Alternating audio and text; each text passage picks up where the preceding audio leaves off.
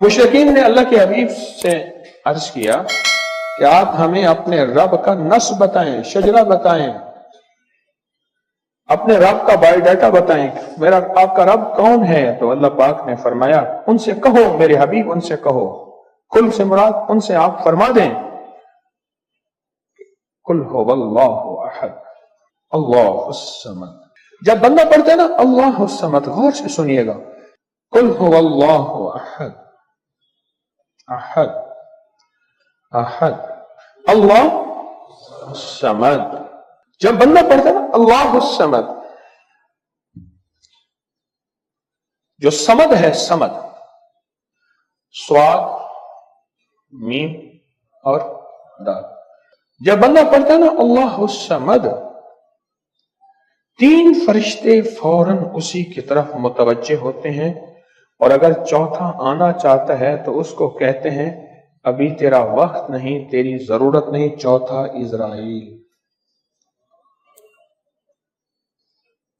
ये जो लफ्ज समद है, ये उम्र बढ़ाता है, ये वक्त बढ़ाता है, ये दौलत बढ़ाता है, ये इज्जत बढ़ाता है, ये ताकत और शऊर बढ़ाता है, ये एहसास और इदराक बढ़ाता है, ये जिंदगी के दिन रात की रोशनियां बढ़ाता है और किरणें बढ़ाता है। कौन सा लफ्ज? समद।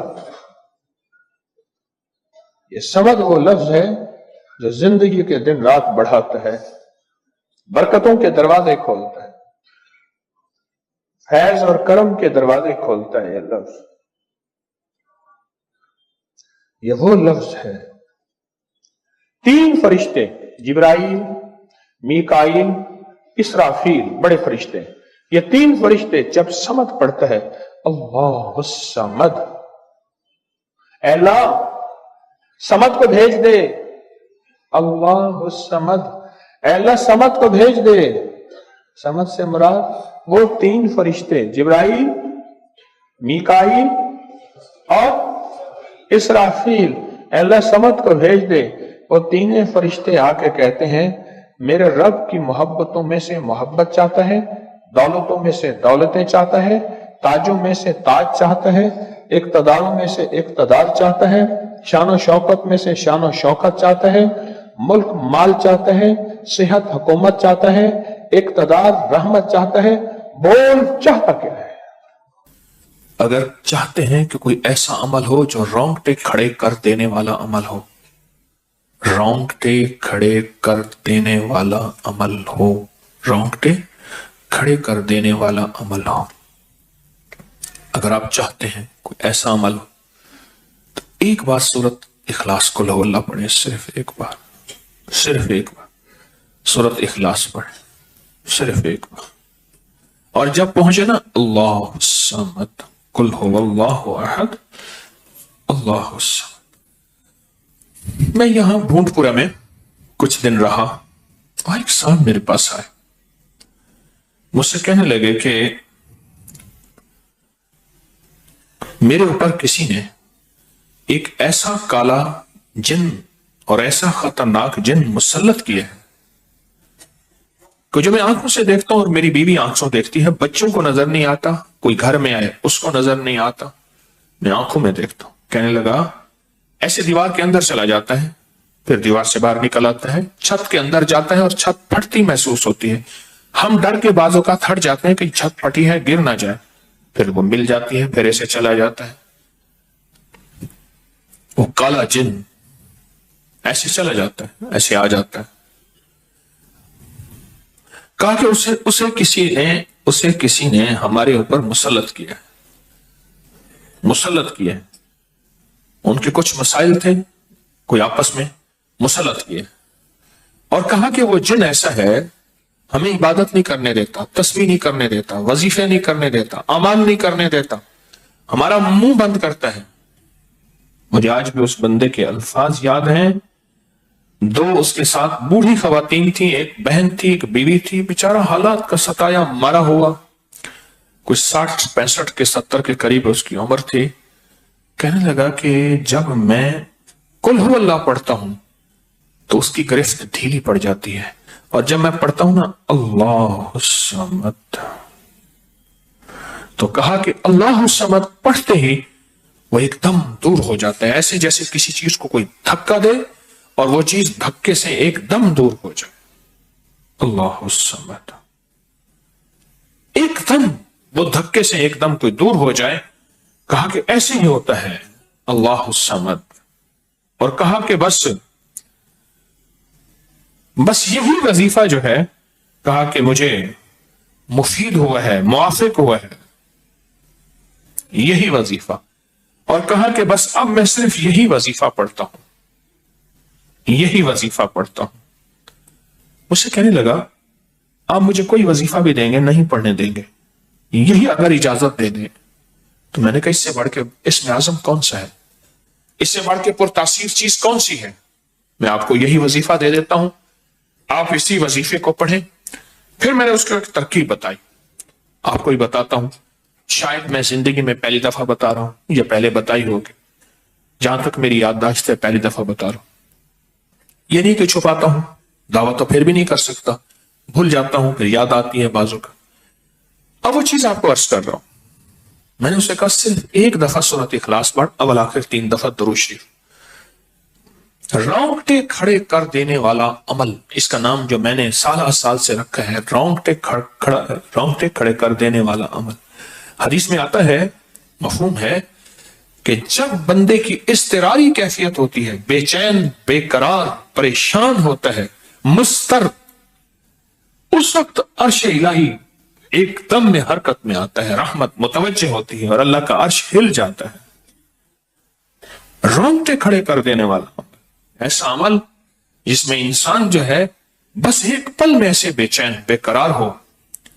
اس کی ترکیب یہ ہے کہ والا کر درود پاک 3 بار، ایک دفعہ سورۃ اخلاص پڑھیں، اور پڑھ کے جب اللہ الصمد پہ پہنچے نا تو اس کو ہلکا ہلکا دل میں دہرائیں، اللہ الصمد، اللہ الصمد، دہرائیں، توجہ سے دہراتے جائیں۔ پہلے الفاظ آتے ہیں، اور سے سنیے گا، پہلے الفاظ آتے ہیں، پھر کیفیات آتی، پہلے الفاظ آتے ہیں پھر کیفیات آتی ہے، پہلے الفاظ آتے ہیں، انسان پہلے الفاظ سے، بچے کو آپ ایسے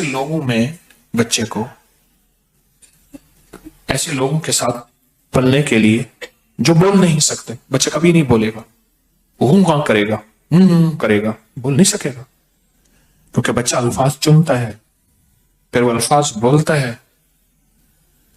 پہلے الفاظ ہوتے ہیں۔ کسی نے پوچھا حضرت میرا دل ذکر نہیں کرتا، بس زبان سے کرتا ہوں۔ کہا مبارک ہو، اللہ نے جسم کے ایک حصے زبان کو قبول کر لیا ہے، اس کو نہ چھوڑنا، ایک وقت آئے گا دل بھی قبول ہو جائے گا، ایک وقت آئے گا دل بھی قبول ہو جائے گا۔ اس زبان والے ذکر کو نہ چھوڑنا، ایک وقت آئے گا دل بھی قبول ہو جائے گا۔ اس کو نہ چھوڑنا، حقیقت کہہ رہا ہوں۔ میں نے اسے کہا کہ ایک ایسا کام کر، تنہائی میں بیٹھ، اور تنہائی میں بیٹھ کے نا بس صرف تو ہو، اللہ ہو اور بندہ ہو، تنہائی میں بیٹھ، اور تنہائی میں بیٹھ کر آپ نے ذکر کرنا، تنہائی میں بیٹھ کر آپ نے ذکر کرنا، تنہائی میں بیٹھ کے، اور اللہ الصمد کی ضربیں لگانی ہے دل پہ۔ پڑھنی صرف ایک دفعہ سورۃ اخلاص ہے، اور جب دیکھیں نا رونگٹے کھڑے ہو گئے ہیں اور انگ میں سے آنسو بہنا شروع ہوئے ہیں، آنسوں سے اور دل سے اور کیفیات سے، ہر جسم کا حصہ اللہ کی طرف متوجہ ہو گیا ہے، ہر دل کا حصہ، ہر جسم کا حصہ، ہر رگ اللہ کی طرف متوجہ ہو گئی ہے۔ تو پھر اللہ کے ساتھ تعلق بنا اور اپنی مراد، اپنی آس، اپنی امید اللہ کے سامنے پیش کر، اپنی مراد، اپنی آس، اپنی امید اللہ کے سامنے پیش کر، اور اللہ الصمد کو دوہرا۔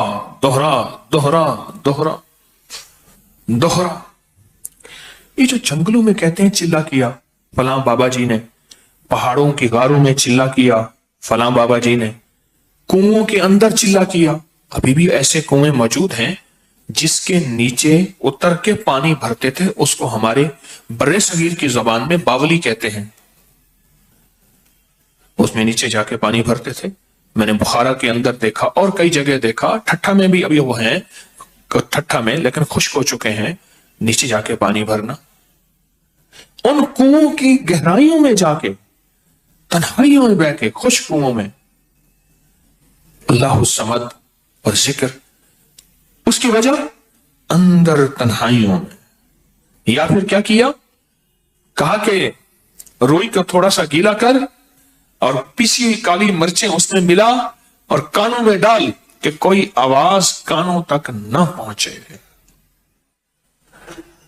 میری اماں رحمت اللہ علیہ کے پاس طوطا تھا، تو اس طوطے کو کلمہ پڑھاتی تھی، رات کو پڑھا پڑھا کے نا اس کے کانوں پہ موم لگا دیتی تھی، میں نے خود دیکھا، کانوں پہ موم لگا دیتی تھی کہ ساری رات اس کے کانوں میں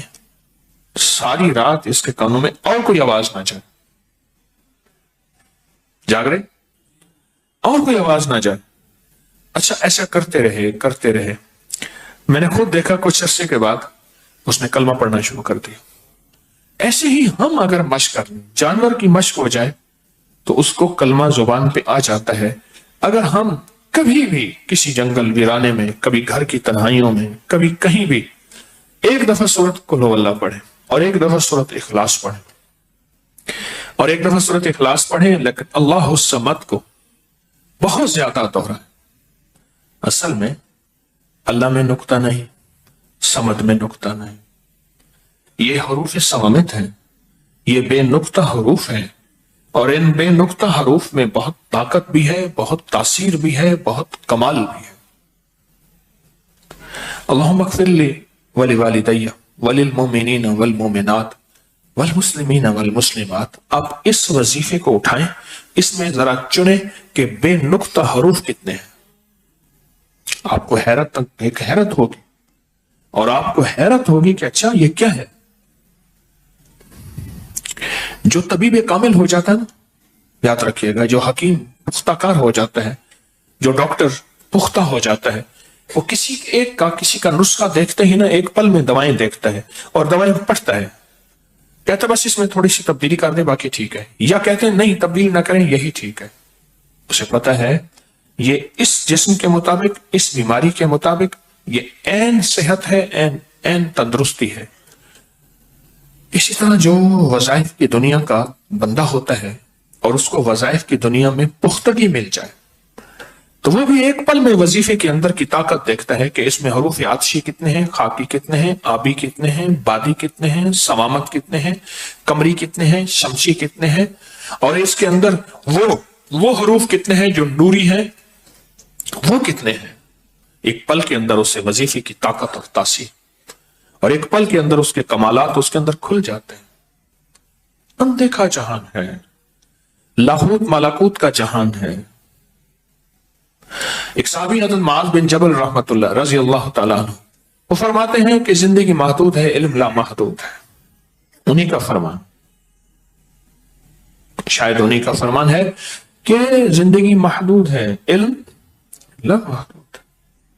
تو جو علم لا محدود ہے اس کو ہم اپنی عقل سے سمجھنے کی کوشش کریں، اپنے شعور سے سمجھنے کی کوشش کریں، اپنے احساس اور ادراک سے سمجھنے کی کوشش کریں تو نہیں سمجھ سکتے۔ علم ہے لا محدود، اس کی حد نہیں ہے۔